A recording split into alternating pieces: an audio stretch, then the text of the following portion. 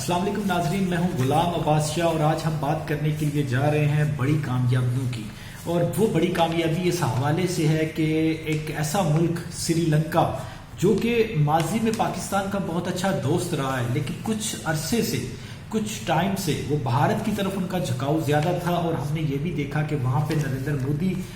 جو تھے وہ 2015 میں سری لنکا کی پارلیمنٹ سے ایڈریس بھی کر چکے ہیں. تو ان کے ساتھ بھارت کے ساتھ خاصا جھکاؤ تھا. حالانکہ اگر اس کی سری لنکا کی ہسٹری پہ بات کریں تو وہ پاکستان کے ساتھ ان کی جتنے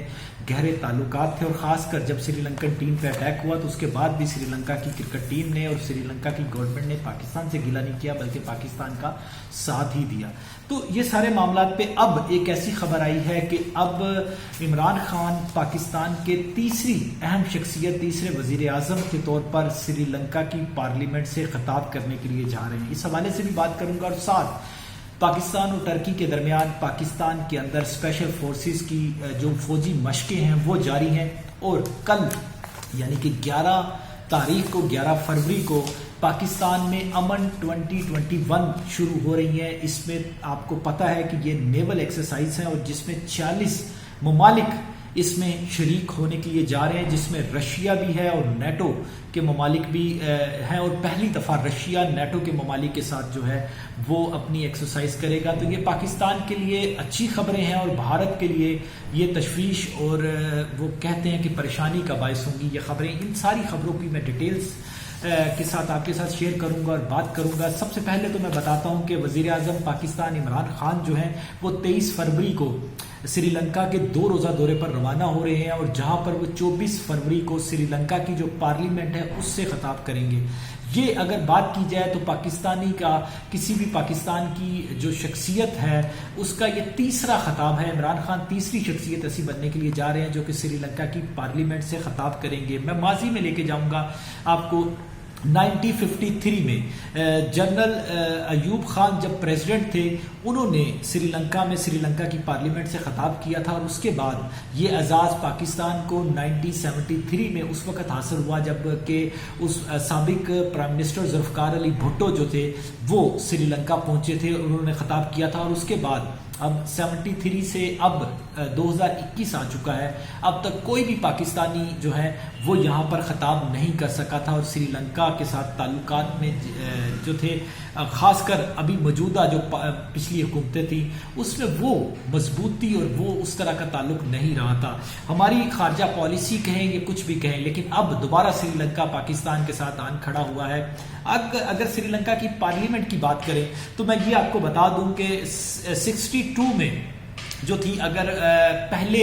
جو غیر ملکی سری لنکا کی پارلیمنٹ سے خطاب کرتے ہیں تو وہ بھارت کے سابقہ پرائم منسٹر تھے جواہر لال نہرو، اور اس کے بعد برٹش پرائم منسٹر جو تھے انہوں نے بھی 85 میں خطاب کیا. اور جیسا کہ میں نے آپ کو بتایا کہ نریندرا مودی نے 2015 میں اسی اسمبلی سے خطاب کیا تھا. تو اب 2015 سے 2021 کے درمیان ایسے کیا معاملات ہوئے کہ سری لنکا کا جو اعتماد تھا، جو پہلے بھی آپ یہ نہیں کہہ سکتے کہ اعتماد بھارت کے اوپر تھا، وہ کیوں نہیں تھا، وہ وجہ بھی میں آپ کے سامنے رکھوں گا. وہ دوبارہ پاکستان کی طرف ان کا جھکاؤ بڑھا، اور اب عمران خان جو ہے وہاں پہ جا رہے ہیں اور وہاں کی مسلم کمیونٹی جو ہے وہ بھی اس سلسلہ میں پرجوش ہے. سری لنکن اخبارات کی اگر بات کی جائے تو سری لنکا کے اخبارات بھرے پڑے ہیں. سری لنکا میں عمران خان کے استقبال کے حوالے سے تیاریاں ہو رہی ہیں، اور وہاں کی میں ایک جملہ آپ کو بتاتا ہوں جو سری لنکن اخبارات میں آج چھپا. سری لنکا کی مسلم کمیونٹی کونسل کے جو پریزیڈنٹ ہیں مس NM امین، وہ یہ کہتے ہیں کہ the community wishes to welcome a great Muslim leader who is coming his country prime minister for the first time. یہ عمران خان کے بارے میں وہ کہہ رہے ہیں. آپ کو یہ پتہ ہونا چاہیے کہ 9% لگ بھگ 2 ملین کے قریب 9% بنتا ہے سری لنکا کی پوری پاپولیشنز کا. وہاں پہ مسلمان موجود ہیں جو کہ عمران خان ان سے بھی ایڈریس کریں گے، اور وہ یہ کہہ رہے ہیں کہ گریٹ مسلم لیڈر ہماری سرزمین پر آ رہا ہے اور ہم اس کی استقبال کی تیاریاں کر رہے ہیں، اور ہم اس امید میں ہیں کہ وہ جلد پہنچے. اب میں آپ کو لے کے چلتا ہوں ایک ڈیوچے ویلے جرمنی، وائس آف جرمنی جس کو کہا جاتا ہے، جرمنی کی ایک معتبر ادارہ ہے. 10 مارچ 2011 کی میں آپ کو ایک خبر شیئر کرتا ہوں. اس میں آپ کو یہ ایکسپلین کروں گا کہ بھارت کے ساتھ سری لنکا کے تعلقات اچھے کیوں نہیں تھے اور وہ پاکستان کا کیوں ہمیشہ سے احسان مند رہا ہے؟ تو کیا وجہ بنی کہ ماضی کے جو حکومتیں تھیں انہوں نے اس تعلقات کو اس طریقے سے مزید مضبوط کرنے کی بجائے ان کے اوپر فوکس نہیں کیا؟ 10 مارچ 2011 کو سری لنکا کے سابق وزیر اعظم ڈی ایم جے رتنے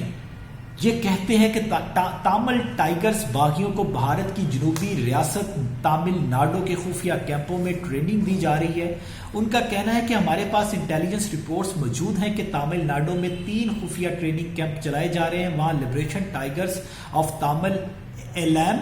LTTE کے جنگجوؤں کو تربیت دی جا رہی ہے۔ سری لنکا کے وزیر اعظم نے یہ بھی کہا اس وقت کہ باغی سری لنکا میں ایک الگ آزاد ریاست قیام چاہتے ہیں۔ تامل باغیوں کو مئی 2009 میں سری لنکا فوج کی جانب سے شکست دے دی گئی تھی۔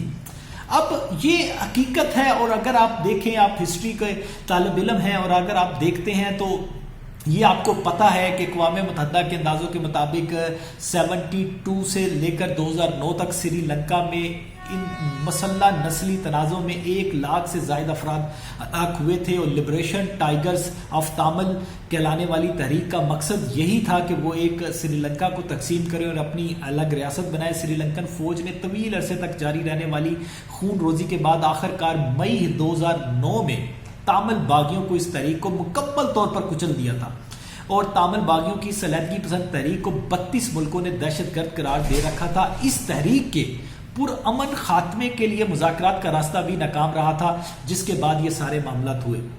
اب میں آپ کو لے کے چلتا ہوں کہ کیا وجہ ہے کہ وہ ان کے اوپر بھروسہ کرنے کے علاوہ ہمارے اوپر بھروسہ کر رہے ہیں، کیونکہ پاکستان نے تامل باغیوں کو کچلنے میں سری لنکا کی مدد کی تھی، اور بھارت اس وقت بھی ان کو سپورٹ کر رہا تھا جیسے آج پاکستان میں ٹیررزم کے لیے سپورٹ کر رہا ہے، اور یہ اس وقت کی خبریں، اس وقت کا ثبوت ہے۔ اب آگے آتے ہیں، پاکستان میں بڑی تیزی سے معاملات بہتر ہو رہے ہیں، عالمی سطح پر پاکستان کی خارجہ پالیسی بڑی تیزی سے بہتری کی طرف جا رہی ہے۔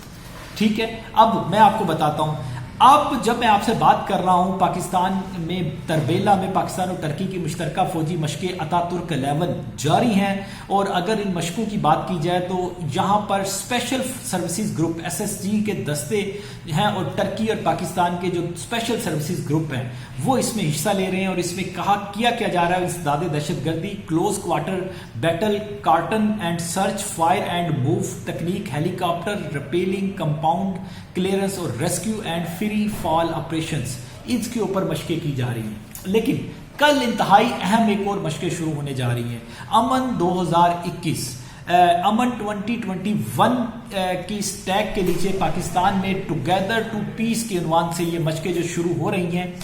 پاکستان کے پانیوں میں، سمندروں میں، تو اس میں 40 ممالک حصہ لے رہے ہیں، اور یہ ہسٹری میں پہلی دفعہ ہو رہا ہے کہ رشیا نیٹو ممالک کے ساتھ، یعنی کہ آپ یہ دیکھیں کہ سابق سپر پاور رشیا تھا، موجودہ سپر پاور کہلاتا ہے امریکہ، اور مستقبل کے بارے میں جو پریڈکشنز ہو رہی ہیں وہ چائنا ہے۔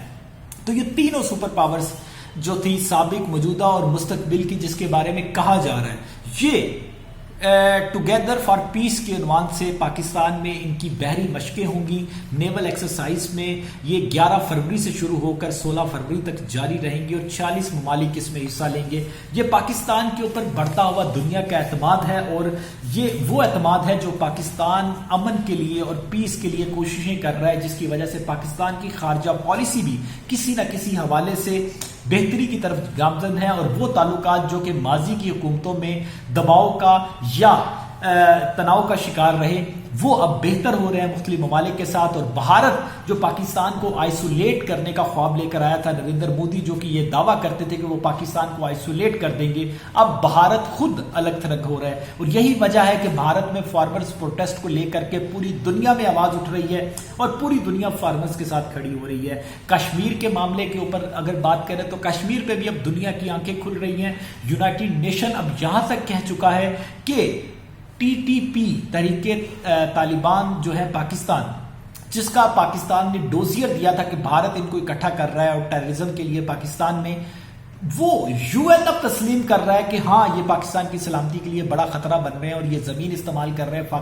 افغانستان کی، اور اس کا پیچھا کیا جا رہا ہے، اور اس کے پیچھے فنڈنگ کی جا رہی ہے بھارت کی طرف سے۔ تو یہ سارے معاملات تھے، اور جس میں پاکستان کی سفارتی کامیابیوں کے حوالے سے میں نے سمجھا کہ آپ کو آگاہ کروں۔ اگلی ویڈیو میں دوبارہ حاضر ہوں گا، فی الوقت کے لیے اجازت دیجیے، اللہ نگہبان۔